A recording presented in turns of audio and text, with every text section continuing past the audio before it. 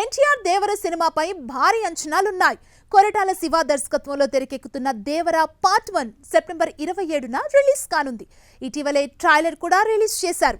దేవర cinema కోసం అభిమానులు ఎంతగానో ఎదురు చూస్తున్నారు.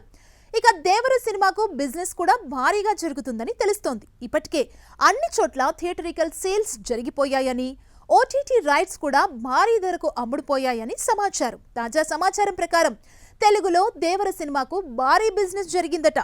నైజాంలో 42 కోట్లకు, ఆంధ్రాలో 55 కోట్లకు, సీడెడ్లో 20 కోట్లకు దేవర థియేటికల్ రైట్స్ అమ్ముడుపోయాయని సమాచారం.